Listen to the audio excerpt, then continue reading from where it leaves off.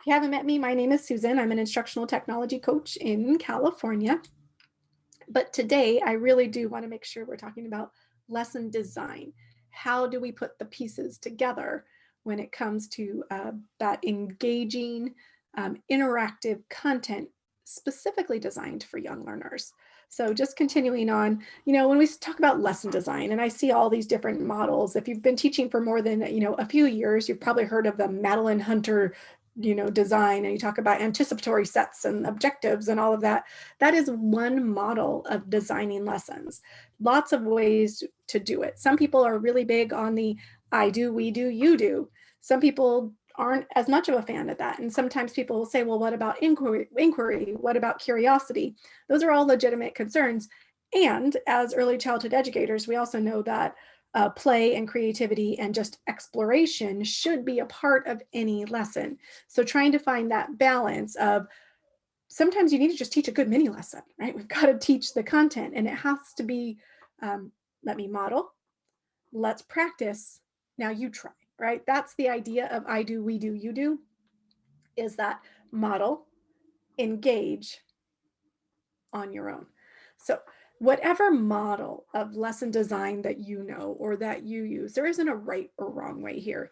Just understanding that when you design a lesson, it's intentional, right? It's intentional. We're not just flying by the seat of our pants thinking about, okay, how am I going to demonstrate this to kids? How are they going to practice and try? And then what evidence will I have in the end? 5 E's is another one, and that is that engage, right? Explore, explain, elaborate, evaluate. 5 E's is another very popular model when it comes to designing a lesson. Whatever lesson design format makes sense to you, that's the right one. But these are just some different ways to think about lesson design. Something else to consider, right? Now that we're in this blended learning, digital learning, remote learning, hybrid learning, insert vocabulary word, of however your school or board or school district is describing it, we're talking about that blended learning consideration. Now, blended learning was a term long before there was a coronavirus pandemic. Blended learning is that idea of taking traditional instruction and practice, right? Brick and mortar, face-to-face instruction and practice, and digital instruction and practice, digital tools, digital creativity, taking those things, those two things, digital learning, traditional instruction, bringing them together for the purpose of meeting the needs of all learners. So when I say blended learning, right, I know that's a term that's kind of being tossed around a lot right now, but I want to think about that. That's the reality for a lot of teachers right now, is blending that together. But know that blended learning really is a thing that existed before that. It is making the best of digital tools, traditional instruction together. Why? To meet the needs of all learners. Now, blended learning, that phrase about, blended learning, there's lots of models of blended learning. Some people might see blended learning as I teach a lesson, you go practice it on the computer. Some people will see blended learning as, why don't you go play with this on the computer, and then when we come together. If you've ever heard the term flipped classroom, flipped classroom is one model of blended learning. I like to think about blended learning a little bit like how people pour their drinks. Of course, right now, when I say drinks, I'm talking about coffee and creamer. Just gonna put that out there, right? Coffee and creamer. When people pour their drinks, some people like a really heavy pour of the digital and just a little bit of traditional on top, right? And in some models of a blended learning, you might have a lot of traditional and just float that digital as an extra. In a flipped model, there is a whole lot of digital, but that's beforehand. The idea of a flipped classroom is the students engage with the learning maybe through a video lesson ahead of time.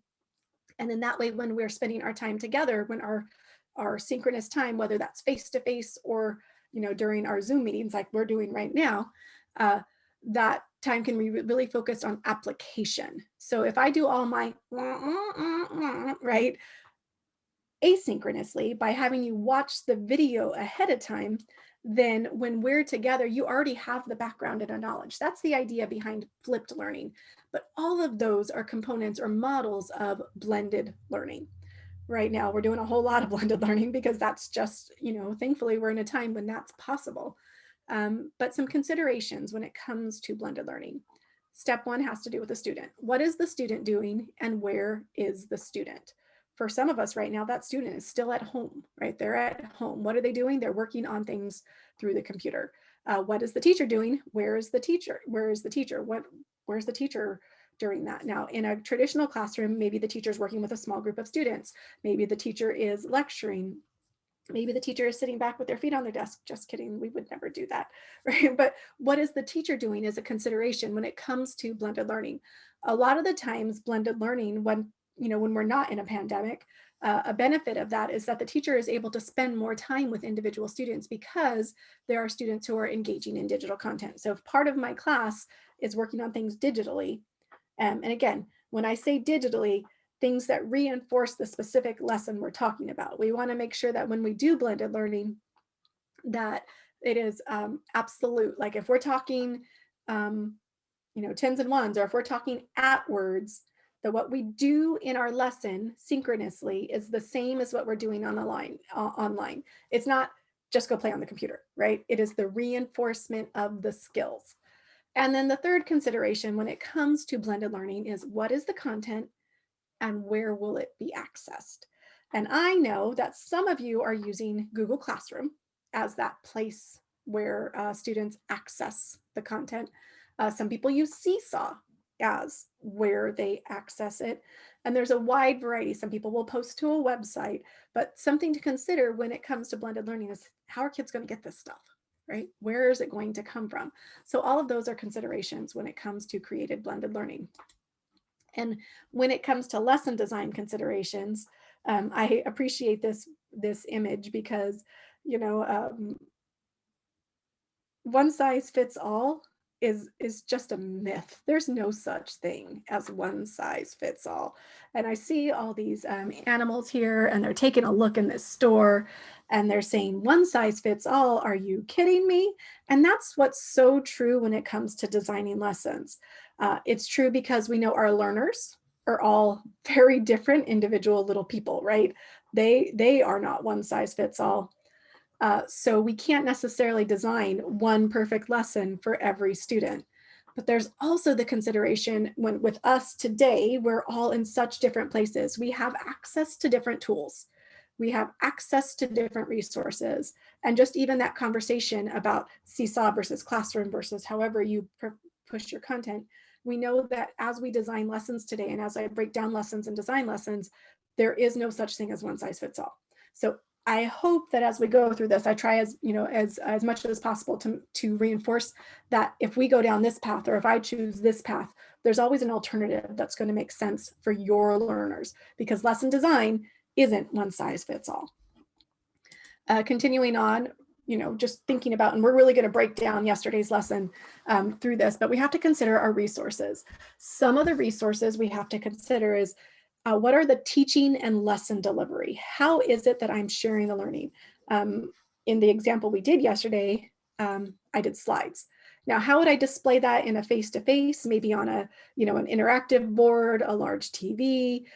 What resources do you have? Right now, synchronously, my display is I'm using Zoom to share my screen, and that might be just that consideration. How are you displaying the content or sharing the content? In class, maybe that's me holding up a whiteboard and writing on it, or maybe it's me under a document camera. So there are resources, things, how am I going to teach this lesson? And sometimes in person, that's me holding up a textbook or hold on, let me get Clifford out real quick. He fell down this morning. This might be my lesson delivery tool right here, right? I can deliver a lot of lessons with this thing here. So we're talking about the teaching and lesson delivery part. It very well, I could have conversations about punctuation. I can have conversations about phrasing. How many things can you teach with one book? All the things. So thinking about that, when I'm choosing my resources, what am I teaching with? Whiteboards. And in that flipped model, maybe that's recordings. Maybe I record myself reading this and asking those questions. I don't want to take that idea of flipped learning off the table, even with young learners. Because again, if we want to make the most of the time that we have with our students, is there stuff that I can have them watch before they get there? And, is there any kind of accountability or ways to ensure that they do that? The answer is yes. The second part is the learning content. What are students going to do? Is it a text? Is it a physical workbook they have? Is it a video they're going to watch? Are there going to be manipulatives? Are they getting text from Epic or videos from YouTube, activities from Starfall? You name it. What is that content? What are they going to play with? Now, tying that back to yesterday's lesson, what was the teaching content? I used Google Slides and Pear Deck. That's how I delivered the lesson. What was the learning? Well, we did use the Math Learning Center after the Pear Deck, but Pear Deck was pretty much the engagement piece for the main part of the lesson, but those manipulatives were part of that. Then I have to consider, what is the student engagement piece? In class, that might be hold up whiteboards. In class, that might be physical manipulatives on the table. But when you're talking about student engagement, I did the show me part. That could be a part of the engagement piece. How do I keep kids connected? Like right now, I've been talking for way too long, so I should probably pause and say, when it comes to engagement, how do you keep kids and learners in general, not just kids, because that's you guys too, engaged in what's going on? I want some consideration of engagement, and that could be the different routines, procedures. It could be a Jamboard. It could be Google Slides. It could be some kind of interactivity as part of the lesson. And then the final piece there is the application and creation. I teach a lesson. How will I know they were successful? How will I measure success too? What product or piece? Now, it could be the worksheet they complete. That is absolutely, I have evidence because they circled all the examples on the page. And we know in a virtual learning environment, we have some additional options. When I kick it up a notch to something like Seesaw, I can take that exact worksheet, drop it in Seesaw, but what do I have? I have the layer of voice. I have a template, and I'm going to start the template here. But if you would like to make your own copy and kind of follow along just as an engagement piece, just to be there, I'd love to see what you do here and what your thoughts are. What I want to do is I'm going to break down yesterday's lesson in this template, almost like reverse engineer a lesson plan just to do that. So we're going to go from empty to fill it up, and then we're going to talk about how we would fill it up with a different lesson. So I have a lesson planning template. And what I want to do right now is just think about yesterday's lesson, that tens and ones lesson, and just think about what happened there. So here's my lesson planning template. And I have to think back to yesterday's lesson and what was the lesson objective, right? I think about the whole thing about tens and ones. So I'm just going to go, and I actually had the lesson objective on there, but it was, I can build a number with tens and ones. So numbers in the teen have a group of 10, tens and ones. That was the whole thing. Now, I'm going to make that a little bit bigger because I know you guys are looking at it, it's super tiny. That is my student-friendly objective. Now, when you're talking about your adult-friendly, you might put a standard in there. You might make it more of, that's not a very thorough injections or objective. Some people might say students will use 10 frames to demonstrate. So however you set up objectives, that's what you're going to want to do there. Some people will say that a good objective has something measurable and actionable. So use 10 frames to show at least 3 examples of tens and ones. Lots of people have different versions of what an objective looks like. But I'm just kind of reverse engineering yesterday's lesson there and putting out there, I'm going to use the student-friendly objective of I can build a number with tens and ones. And I'm just thinking about the apps and tools and resources we needed. I used Pear Deck. What else did we have? Anyone, what were some of the things we used? Pear Deck, Google Slides. Remember, we're breaking this down. Pear Deck, Google Slides, which one doesn't belong? I'll just do that, WODB, and Seesaw were some of the core components of that. Pear Deck, Google Slides, which one doesn't belong, in Seesaw. All of those things. Oh, the Math Center apps, absolutely as well. And I'm going to put just as MLC, Math Learning Center apps. And then the lesson planning. How did we do that? And I'm going to try to zoom this a little bit just so you have a better view. There we go. That's a little bit bigger. So as I design lessons, a lot of times I'll think about this. And if you're thinking of the I do, we do, you do model, right? If that's where we're going, I always want to also consider what is the teacher doing and what is the student doing? Because in the idea of gradual release, like I model and then let it go to students, I want to make sure that in the beginning, what does the teacher do? What does the student do? Are also the considerations when I'm designing that lesson. So teacher actions, going back to yesterday's lesson, we started with the WODB. So, and I can put that over here too. That was WODB with the ladybug and the different colors, which one didn't belong. So teacher is going to show. Student action was they used Pear Deck, right? Draggable. They used a Pear Deck draggable. Now, I also, student action was volunteer. Remember how I had some can I spell? Tier. I took volunteers for to explain, right? I had some volunteers. This one doesn't belong because, and when you're starting a new lesson and we're just, I tried to be very careful to not cold call. I didn't say, hey, Katie, tell me your answer for number one. Like when you're starting a new lesson and just doing that idea of taking the volunteers, especially early on, popsicle sticks, there's a whole theory around if a popsicle stick or random name generator and how appropriate that is. I think when I get further down towards the independent practice, using some kind of random cold call to have students volunteer answer or to share answers might be more appropriate. But I was intentional in the beginning of a lesson that it's a volunteer, someone who, and make sure that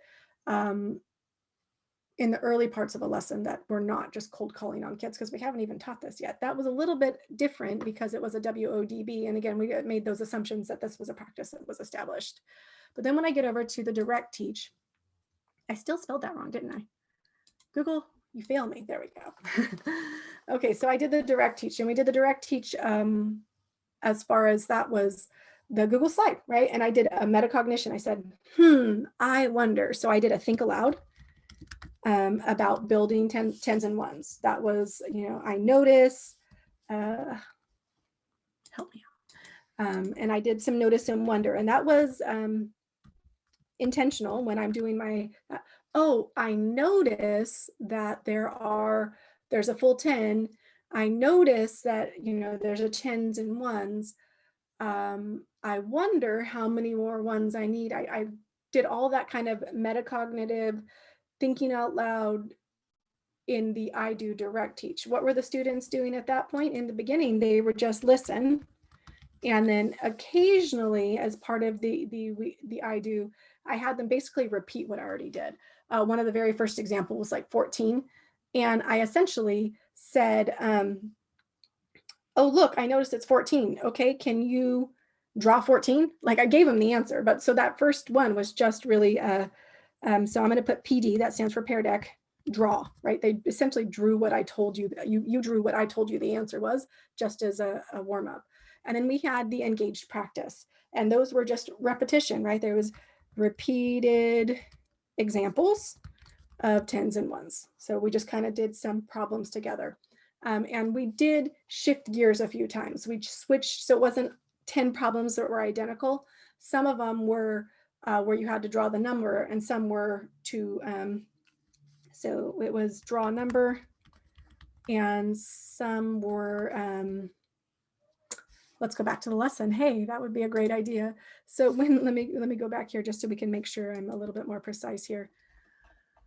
So in some of them, you had to draw the number. You had to draw what number, and you had to put the number in. And then for some of them, you had to draw dots, right? You had to fill it in the dots. So we switched it, the task just a little bit for, changing it up to make sure that we're not just always doing the exact same item. We want students to be able to represent those numbers a variety of ways. So we showed some different ways of doing that. And we even got a little further where they were, drawing dots and then maybe even putting in the table. So we just had multiple examples there. So in my lesson design, I had to draw a number. And so the students did that, let's see, draw a number or dots. And so I was doing that. And of course, Pear Deck was part of that too. And so I'm going to put that here, but I'm going to have it over on the the student side. Pear Deck was pretty much the engagement for all of that. Pear Deck was how I did engagement there. And then independent practice. Guys, what was the independent practice? We did seesaw. In our example, independent practice was the seesaw activity. And so assign seesaw and the students complete seesaw. And we made sure that in each of those examples, the I do, we do, you do was the same. Sometimes teachers will have the, let me model it this way, now you're going to do it a different way. Intentionally, especially with young learners, we want to make sure that we practice together. You want to have some variety, but you want to make it fairly similar so that when it's time to release them out to do it on their own, they have some experience there. So one for sure was that seesaw activity, right? I could go review seesaw. Yeah. Could review the seesaw to do that, right? The teacher can see the seesaw activity, absolutely. And I also used the Pear Deck, right? During Pear Deck, I could watch along the way. What's nice about Pear Deck being a part of the engaged learning part, so show me was actually part of it too. That's a quick, if everyone's doing it in class, the show me could be a check for understanding. Do you guys get it? And then all of the Pear Deck examples, if I had done an example and like 3/4 or more of the students didn't get it right. Now ours was quite simple and repetitive. So you guys rocked that first grade math lesson. But if I noticed that students weren't having success, what would I do? I would stop and reteach, right? I could right there on the fly, stop and reteach. But because I had that evidence of learning all throughout, right? Throughout the way, I was having multiple measures of success. How did I know you did it? Well, students, and I could be more specific here and I could say, how do I know? Students will answer at least 4 of 5 seesaw items correctly. Like if I want to get very specific, just like my objective, I can make it simple and I can have the success criteria be measurable. Students will complete seesaw activity with at least 80% accuracy. Depending on who you work for and what your administration asks of you, sometimes you have to turn in lesson plans with that kind of measurable, I've seen it, thing. What is our objective and how will you measure? Thankfully, we live in a world, where not every principal or, school administrator asks that of us, but I think it's important that we do stop and think about that every now and then. When I'm really designing a lesson, how do I know? We're not just going from point A to point B and start finish lesson over. What is that minute by minute measure of success along the way? There's actually this really great video I love about formative assessment. And what the guy does, it's a really dry video and I don't recommend it if you need a nap, because he's got a very soothing voice. But what he does in the video is he makes this analogy. I'll make sure that this is in the toolkit actually, but he makes this great analogy about assessment and formative assessment specifically, and a formative assessment being the assessment we take along the way, how we form instruction. And he says it's kind of like I get on a plane and I'm going from, Los Angeles to London. And the pilot says, okay, I'm going to go up in the air. I'm going to drive or fly east for 9 hours and I'm going to land, right? And if I get there and I'm not in London, too bad, time to go on to the next chapter. I've got to get on to my next destination. That's not how flying happens, right? They're constantly making adjustments as they go, depending on wind speed, depending on weather, depending on route. That's a little bit how some people teach. So it's like, Monday, I'm starting chapter 1, going up in the air, we're going through, and then we're going to land on Friday. And if you're not with us, we've got to move on, right? We don't have that happen with pilots. They don't go up in and just drive for 9 hours. There's that constant adjustment. Well, that's how we should be teaching as well, right? We go up in the air and we're like, ooh, let me pull back a little. Okay, let's speed up a little. Okay, let's pull back a little bit. It's those minute by minute measures, not just the assessment we do at the end of the chapter, but those minute by minute measures throughout our lesson, throughout our instruction, that really are the most powerful. Formative assessment is the best kind of assessment we can do. So when you design a lesson, I stop and think, what are those minute by minute checks I can do? And I don't mean minute by minute, but every few minutes, what are the minute by minute checks that are really going to help me be successful? And I can see along the way. I don't want to be shocked by the student responses at the end that like, why didn't you guys know how to do this? Why, like, what's wrong with, no, if I don't know that they're going to be successful on that independent practice test, I messed up, right? I should have a good feeling because I've been measuring along the way whether or not my students are going to be able to do that independent practice task. So that's just one of those things, again, liking it to, those adjustments. So phew, I know that was a lot of talking, but just really breaking down a lesson, right? Breaking it down to the what's underneath.